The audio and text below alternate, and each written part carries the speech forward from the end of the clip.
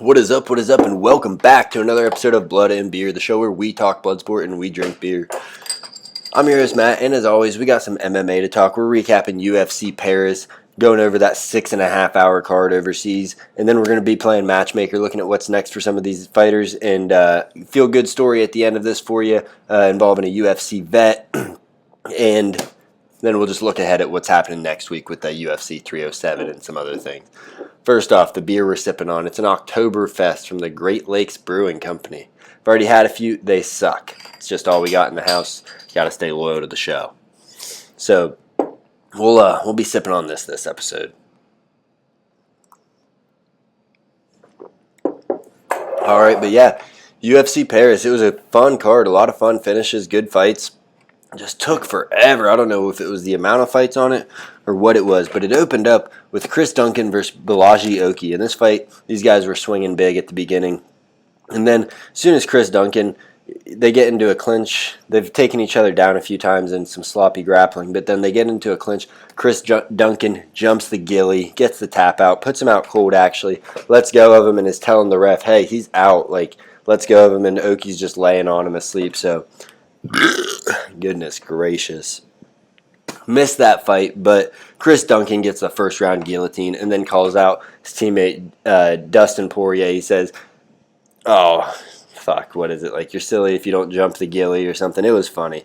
So Balaji Oki takes the L over in France for the first fight. And then we had Jacqueline Cavalcanti. She took on Norma Cornell, outstrikes her for a split decision. The judge that called it for Cornell got it all wrong. Cavalcanti just kind of kept it on the outside, did what she needed to, did some good work in the grappling as well, but really won this with her striking. 2 wins in a month for her. She's working her way up the ladder. And then we had Aylin Perez. She went out there. She gets a quick arm triangle victory, and then after she gets the victory, she twerks in her opponent's face. I mean, this girl's famous because she twerks after she gets her win. She's 4-0 in the UFC, but she was fighting an absolute nobody, and the disrespect she shows just by doing that, and then the opponent moves out of the way, and she readjusts to keep twerking in her face. Just whatever. I'm not a big fan of it, especially if you're not a fun fighter, and I don't think Aylin Perez is. She's just been getting fed kind of cans lately. But after that, we had Daniel Barez. He took on Victor Altamirano, and this fight was fun as hell. These guys were cracking each other. Barez was really working the head with some power punches, combinations landing beautifully, and Altamirano was landing some beautiful body shots, throwing the kicks like crazy. And then every now and then he'd throw it up top. Barez was catching it with his arms, but you could tell it hurt him. At the end of the fight, Barez was just a little bit more aggressive. He sat Altamirano down a few times, so he gets the unanimous decision win. I thought it was super close. I was happy Barez won. We had a bet on him, so he saved us a little. We were down 297 on this card. We didn't do too great, but we're still up 302.50 on the year, so we're doing all right. We're going to bounce back on 307. Alex Perez bringing us home big bucks. And then we had Ludovic Klein. He handled business against Roosevelt Roberts at minus 600 favorite. You do what you got to do. A lot of clinch fighting, a lot of control. Not a fun fight. And then you had Jan Cutelaba versus Ivan Erslan. And this fight was pretty fun. Jan Cutelaba was throwing absolute bombs this whole fight, and he was connecting with a lot of them. Ivan Erslan was winning the wrestling exchanges, no doubt about it. But at the end of it, it goes to decision, and judges go off damage. Jan Cutelaba is exhausted and as worn out as he was. He wasn't as damaged as Ivan Erslan was from the shots that Cutelaba was winning, so he gets a split decision and another victory for us, just barely saving us. Like I said, we still lost quite a bit this card. All right, and then opening the main card, we had Faris Ziam. He took on Matt Frevola. It was a fun fight. Round 1, Frevola had a lot of dominant ground positions. He won the round with wrestling, really. And then round 2, he starts to gas a little. Faris Ziam, he's getting top control on the ground. He's out grappling him, out striking him. And you get to the 3rd round. Frevola looks gassed. He gets taken down, but then he gets up. It looks like he's going to do something. They're separating from the clinch, and Faris Ziam frames up Frevola in like a split second, frames him up, lifts the knee, puts him out cold. Mouthpiece falls, doesn't fly out of his mouth, falls out of his mouth as he's going down, already out cold. And then as he's laying there on the ground before the ref steps in, Ziam lands a 1-2 straight from just right above him, shooting it straight into the ground. Frivola was out for a minute. It was a fun fight. That was a fight that I had Ziam in initially, and then I last second talked myself out of it. Always go with your gut, because talking yourself out of it, you're always going to regret it, and you're never going to feel good, because it never ends up hitting, I feel. And then following that awesome knockout, we had Morgan Charrier. He had a round 2 knockout coming on, or against a nobody really, but it was a fun fight. He was really piecing dude up, and then they get into a little bit of exchange. Dude's landing on him, and then as they're separating, Charrier shoots in, throws a big left hook, puts him out cold, walk-off KO. So Morgan Charrier, prospect to watch. I don't know. Feeding people cans, especially these strikers, doesn't tell us a whole lot.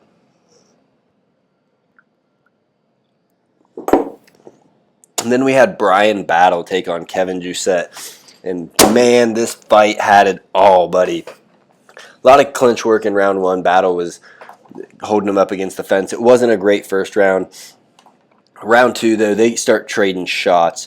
Battle's landing a lot of volume. Doucette's landing big shots. It looks like it might be hurting Battle. Battle's face is a little swollen, I thought. But then Battle just keeps pushing forward, doesn't stop the volume, and you could tell he got some hurt at one point, and then he lands like a 15-punch combination to get the TKO, and that wasn't even the highlight of that. I wrote this down before the speech. I said he goes over there, gets a win on enemy soil, TKO, USA, USA, USA.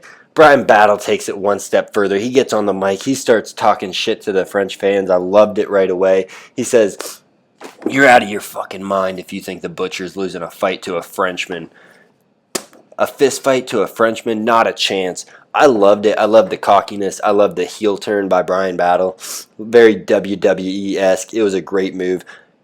We're going to get this guy a good fight. We're going to be pushing for it. I'm going to get on the social medias. I want this guy in the top 15 soon. He's hovering around like 30 or 40, somewhere around there. We need to move him up. And then we had William Gomi versus Joe Anderson Brito. Fun fight. Gomi was using a lot of technical striking, cracking him on the outside, but the way the fight worked out, Brito definitely, I thought, won round 1. I thought he had round 2 also. In round 3, Gomi clearly won it, landed the bigger shots. Brito was swinging and missing. But when it goes to the judges' scorecards, they side with Gomi in a split decision. Very close. I would consider it a robbery, but the first and second round were kind of close, so home crowd, it influences the judges because those French fans were just going crazy every time Gomi would land a jab, so it is what it is. We lost money on that fight. Brian Boo Bear Battle, now Brian Butcher, though, he won us some big money. And then in the co-main event of the evening, we had Brendan Allen. He took on Nasruddin Imavov, and round 1 was very boring. They come out, swing for just a second before Allen gets a takedown and holds him down. Doesn't do a lot of damage, doesn't find any submissions, doesn't even work on any. So round ends, Allen's on top, nothing happens. Round 2, Imavov, he starts working him, landing the power shots. He's sprawling, he's not getting taken down. Definitely wins round 2. No question about it. He's out grappling, out striking. Not a super entertaining round, but he had some good shots. Allen did too, but not enough to get the round. And then in round 3, they start letting it go. Both the guys are cracking. Brendan Allen, you can tell, is exhausted. He's shooting for takedowns the whole time. Every time he starts landing a good combination, he'd shoot for a takedown, stuff it, and lose all his momentum. Imavov keeps working on the outside, more volume and more power with his strikes. He gets the third round, gets the win. I lost. Imavov wins. Whatever. I couldn't have done worse on the back half of this main card. I mean, could not have done worse. I started off doing great. I felt I was like 4 for 5 starting out. Ended 4 for 8. Fucking stinker. And the reason I went 4 for 8 is because Benoit Saint Denis got fraud checked. I don't like using that term because a lot of the times it's matchups and it's situations, but he loses that fight to Dustin Poirier. He goes out against Renato Moicano in this one. Moicano gets an early takedown and beats the living piss out of Benoit Saint Denis for the entire round. You could score it at 10-7. I mean, Benoit Saint Denis' face is just fucking swollen shut, beat to high hell. Round 2 starts out, and I thought they should have stopped it after round 1, just doctor, because his face is swollen shut. But round 2 starts off, and Benoit's defending the takedowns. He's landing some decent shots. But it looks like Moicano is not stepping on the gas, almost like he doesn't want to hurt him because he knows his opponent's so compromised. And he's just kind of touching the jab, doing a little bit, enough to keep the action going. He probably lost the round, honestly, but he knew that the fight was over because at the end of the second round, the doctor comes in. He does an eye check. Benoit Saint Denis can't see anything out of his right eye. They call the fight off. It's a TKO win for Renato Moicano, and our bets just go in the shitter. Moicano looked great, though. I mean, goodness gracious, that guy looked great. And my night ended on a cold streak, but the fights were awesome as a whole. I mean, Imavov versus Allen was super fun. Brito versus Gomes, awesome. Moicano beating the shit out of Saint Denis that first round, super fun. So, good card. 6.5 hours, though. I mean, you're killing me, UFC. Got to get it moving. We're not the PFL. We're not going for these 12-hour cards. And then we're going to do a quick little matchmaker. First one I got is Fares Ziam. This might sound like a step down because of who it is and how he lost to Matt Frevola by knockout, but I want to see him against Drew Dober. Keep feeding him these older vets that are, grimy. They're going to tough it out. They're going to give you a war like Frevola did, like a Drew Dober would. Keep testing Ziam and move him up towards the top 15, but not quite there yet. He's still young. He's got time. Let's see him get tested against some more vets and bolster that record, because at the end of the day, you're looking back and you say, oh, he beat Matt Frevola, he beat Drew Dober. Those are two big wins on legacy, I think. And then Brian Battle, he's sitting around 40 or 37, I think, in the UFC rankings for 170. I want to see him take on Santiago Ponzinibbio. Ponzinibbio's on a skid. He's around 27, 28, so it'd shoot him up about 10 spots. Move him ever so closer to that top 15. I don't know if he's ready for that, but this is a guy whose style can fight anybody because he's durable. He's got so much volume. So if your gas tank isn't completely loaded and you're not coming in with a great game plan, this dude's going to give you trouble. He's not better than most people, but he's just got that heart. He's got that fucking fight in him. He's got that dog. He's the butcher, baby. Give Brian Battle Santiago Ponzinibbio. Let him retire him. Let him take his spot in the rankings and get this guy up towards the top 15. I love it. Build these Ultimate Fighter winners because he's probably the most marketable one you got right now as far as since the relaunch of the Ultimate Fighter.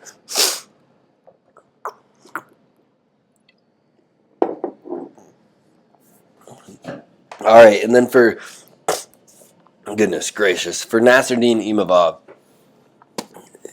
185 is kind of congested right now because you got Sean Strickland's got the next fight. You assume the winner of Robert Whittaker versus Jared Cannonier is going to fight the winner of Strickland and Duplessis, or not Whittaker and Cannonier. Whittaker and Hamzat is going to fight the winner of Duplessis and Strickland.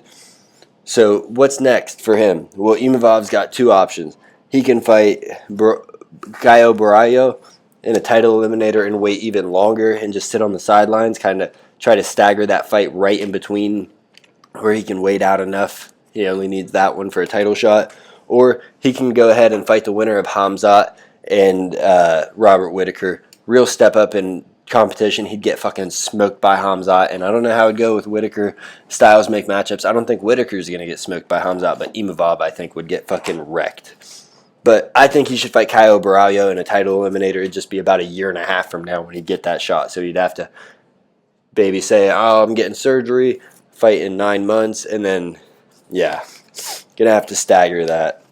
And then the final match that we got on here is Paddy Pimblett. We're going to put him up against Renato Moicano. They've been talking about it nonstop. Moicano needs that money. He's always talking about the money. Money Moicano. Give him Paddy Pimblett. Come on, there's no reason not to. He got the win. He did what he needed to. Paddy Pimblett got the win against Bobby Green. It's going to be a fun fight. Both guys are beasts on the ground. Both are kind of awkward on the feet. That's a fun fight. The shit talk's going to be through the roof. I love it. I love it. That's what we got for UFC Fight Night in Paris, though. That's what we got. The matchmakers. What we think we should see next. And wrapping things up here, we got a feel-good story for you from a former UFC fighter, and Justin James. He did a local show in Montana, and he actually lost by TKO. The guy he lost to was a developmentally delayed man who's kind of a pillar of the community there in Montana. He bags the groceries, and he's been training boxing and MMA for quite a few years. This guy's dream was to fight against someone that's been in the UFC before, that's fought in the UFC. That's been his dream. And you watch the fight, and the fight's great, but then the guy's speech afterwards, just how excited he is, how much it meant to him. it's really a touching moment and great thing for Justin James to do. I was so happy to see it. It almost brought me to tears just hearing the guy talk about it after, and then reading the way he talked to Justin James in the locker room. He said, "Oh, thank you so much for doing that, and I'm sorry I had to beat you so bad." I mean, the guy was just through the roof excited. It was such a great thing to see. So every now and then, there's good things happening in the world, and that's one of them. That was such a great thing to see. Shout out to Justin James. I don't know if you'll see this. I doubt it, but you did a great thing. That's freaking awesome, man. I'm almost tearing up now. But this upcoming week, we got UFC 307. We're going to drop a pick'em show, and there might be a show tomorrow. I'm not sure. Talking about WWE Bad Blood. We're going to be previewing it possibly.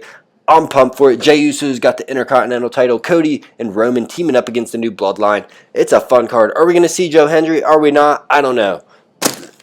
But that's all we got for you today. Let me know what you thought of these fights, what fights you want to see next, and don't forget to like, comment, and subscribe on these videos. I appreciate you tuning in. I'm Matt with Blood and Beer.